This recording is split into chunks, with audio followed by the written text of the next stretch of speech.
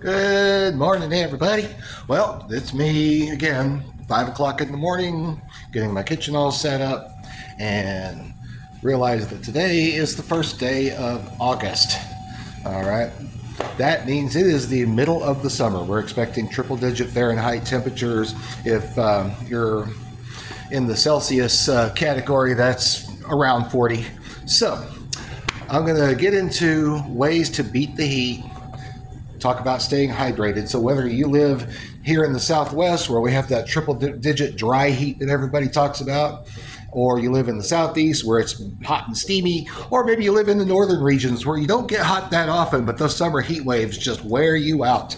All right, we're going to dive into how to beat the heat, how to deal with it, because you're not going to really get any cooler, and stay hydrated and stay functioning in the commercial kitchen. So I'll be back with you soon. So what am I talking about when I'm talking about beating the heat? Well, that means different things depending on where you live. For example, here in West Texas, we deal with what's often known as the dry heat. Here's a quick example of our forecast for the coming week.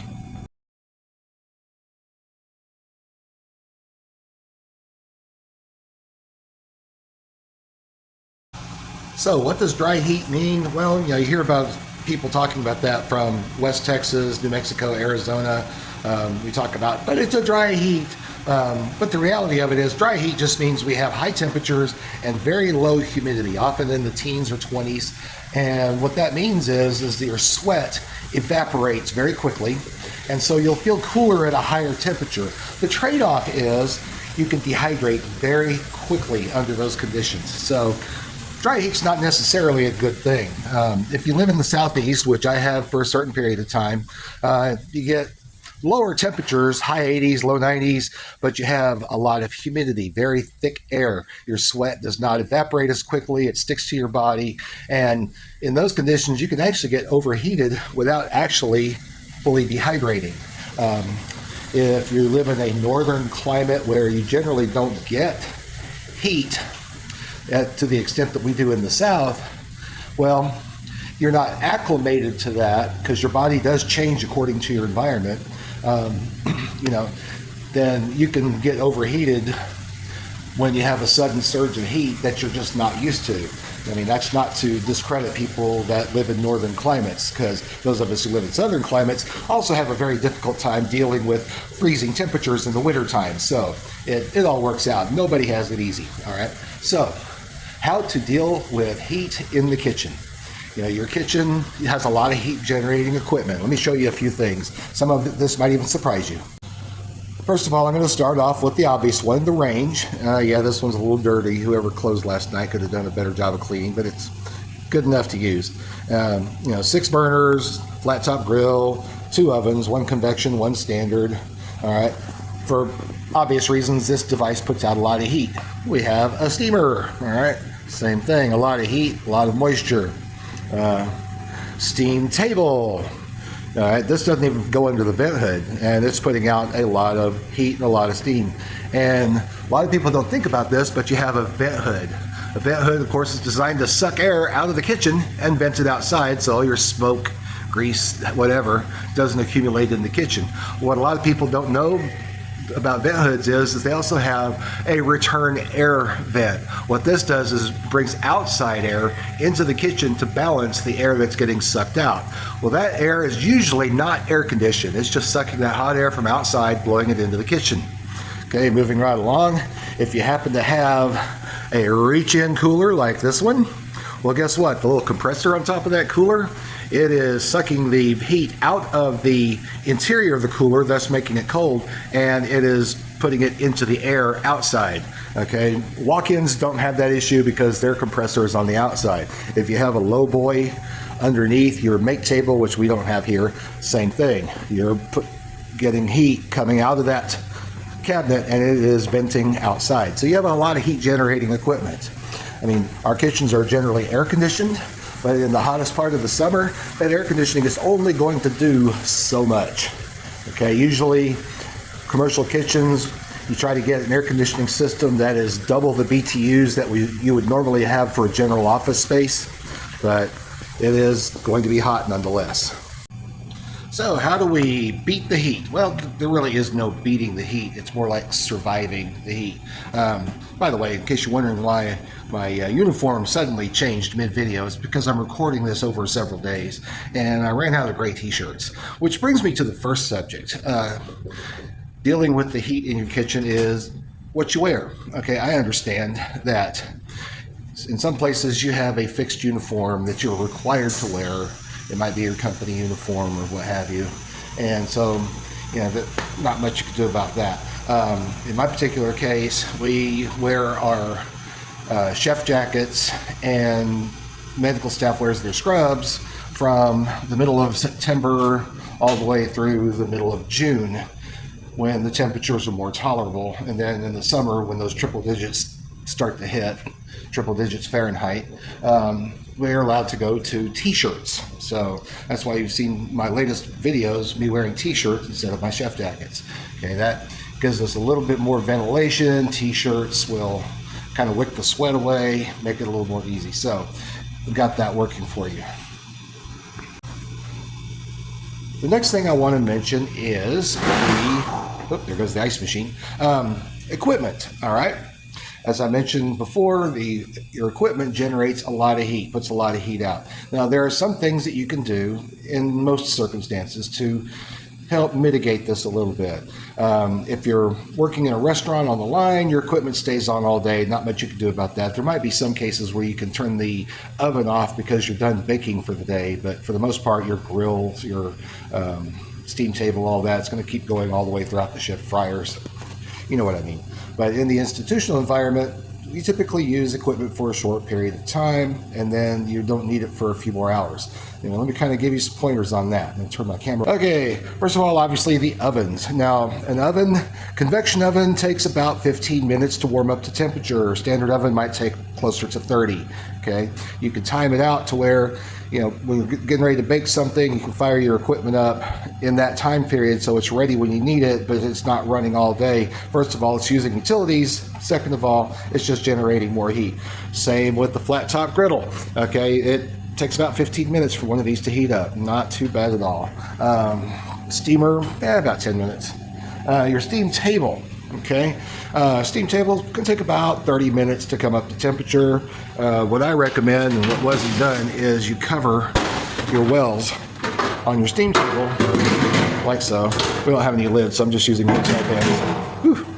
I got a well here that I need to clean out before I get started. Anyway,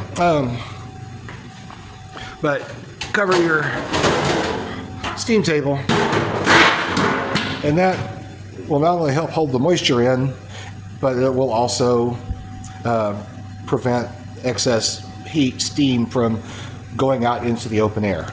That's pretty much it on equipment. I'm going to get back with you in a minute. I'm going to stop and clean out that steam table well that looks pretty nasty. I think I'm going to do all of them. That'll take me about 15 minutes. I'll get back to you soon. Okay, so you've done as much as you could to at least try to control some of the ambient heat in your establishment. But let's face it, it's still steaming hot, all right? Like I said, the air conditioning can only do so much. Your mitigation efforts can only do so much. It's still hot. So what do you do to keep yourself, your person, from getting too hot? Even though you're going to be sweating, you're going to be uncomfortable, you want to get through the day without ending up in the emergency room. So probably the most obvious thing we look at is hydration. Okay, you want to make sure you're drinking consistently. You should be drinking about a cup, 8 ounces of water an hour or more. Okay, and if you have to go to the bathroom a lot, well, that's just the side effect, but at least you have the ability to go to the bathroom and you're not in the back of an ambulance. But anyway, so what do we do to stay hydrated? Obviously, drink water. You might want to alternate some things with your water. You want to make sure you keep your electrolyte balance up, a little bit of salt, a little bit of potassium. Sport drinks are okay, but you want to intermix your sport drinking. Drink a Gatorade and then drink a little water after the fact. Kind of mix it up, because you can kind of overdo it with that stuff and blow your blood pressure. But anyway, but here's a few tricks about staying hydrated, because I know we deal with health regulations, especially in the institutional environment where we're often restricted by codes other than your local health department. Okay, we have state regulations, we have federal regulations governing the sanitation in healthcare environments. So let me show you a couple of things. First of all,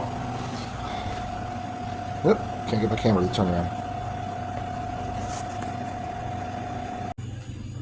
Okay, as many of you know, you probably deal with this with your local health agency. You don't want to have open containers of drinks, personal drinks, in the food preparation area on the shelves. I just put this on the table here for illustration purposes. I'm going to move it. But generally, you want a cup with a lid and a straw. Okay, then you want to keep it in a place that is away from your food preparation area. I'm going to come over here. There's a little table by the ice machine. We can keep a drink there. We've already been told that's okay.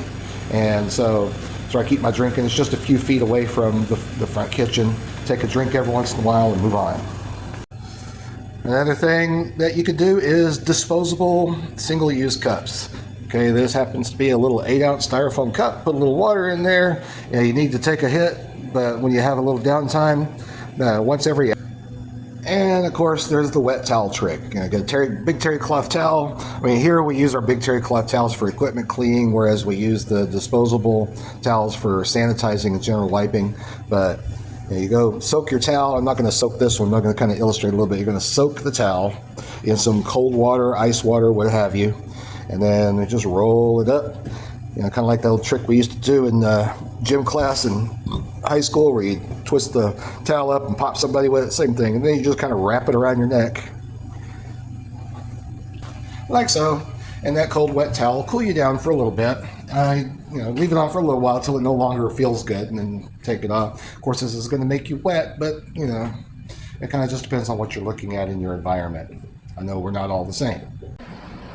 Another piece of equipment that could be very helpful in your kitchen, if you're allowed to have them, is fans. A fan. This one happens to be in the dietary manager's office.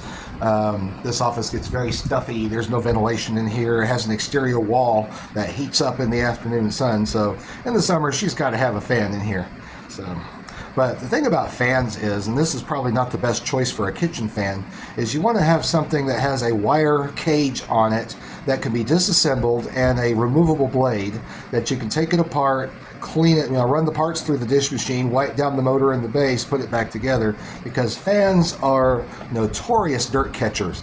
That airborne grease and the particles in the air, they get trapped on that cage, especially on the back of the fan where the air is going in. Gets on the blade, and it's a health hazard, and also just gums up the works. So think about that when you're choosing a fan for your kitchen, if you're allowed to have them. Okay, so now let's talk about heat injuries. Why this is so important to keep yourself cool and regulated in the middle of the hot temperatures. All right, whether you're in the dry heat of the Southwest, the moist heat of the Southeast, or the sudden heat wave up north that you're not acclimated to. Like I said, don't be embarrassed about that, because we can't stand freezing temperatures down here, so it's all the same. But anyway, seriously, look for the signs of heat injuries. All right, probably the most common is heat exhaustion, and you may be able to notice this in yourself as well as others. Heat exhaustion, you're still sweating. You might even be sweating more heavily, but when you're exhausted from heat, you're typically dealing with dizziness, lightheadedness, nausea, might even have cramps. All right, and overall just general fatigue. I mean, you came in full of energy, and then all of a sudden, out of the blue, you're just exhausted. You feel like you might even be able to pass out. It's just anyway. So heat exhaustion, and in that particular case, you want to, take a break. I mean, I know that your boss wants you to keep going, but your boss also doesn't want to have to call an ambulance to haul you to the hospital either, especially if you're in a state where your employer can actually be forced to pay the cost for your heat exhaustion because they did not provide the resources and the time necessary to cool down. It varies by state. There's talk about making it federal law, but anyway, that's another subject for another video. The most extreme example is heat stroke, okay? And that is a stroke. That is where blood flow stops going to certain parts of the body, especially your brain. And a heat stroke, and you may not notice this in yourself because you're not mentally capable of seeing it because your brain's already gone, but that's your confusion, delusion, loss of consciousness. Typically in the heat stroke, you stop sweating. All right, so if you see somebody who's no longer sweating. They appear to be confused. Their speech is babble incoherent. You know, think of it like if you see somebody that's just extremely drunk, all right? That's a heat stroke in progress. That requires immediate medical attention. Get them out of the environment, maybe put them in the walk-in for a minute and sit with them, call 911, all right? That's a serious medical issue. Heat stroke is no joke. But you want to avoid getting to that point in the first place. So, you know, do what you can to stay cool. You may have to negotiate with your employer, but your employer doesn't want you hurt either. They may pretend like they don't care, but they do. And stay hydrated, most important. Do what you can to mitigate the ambient heat that you work with. You know, you might be limited in that regard, but you know, at the end of the day, you're going to be working in hot kitchens. It's the reality of the business, so you have to learn how to manage that. So this is a little bit more serious video than what I normally put out, but all I can say is please, please, please take care of yourselves. And I hope you found this information helpful. If you have any tricks or tips that you have learned throughout the years, please drop them in the comments. And I certainly look forward to seeing you in the next one.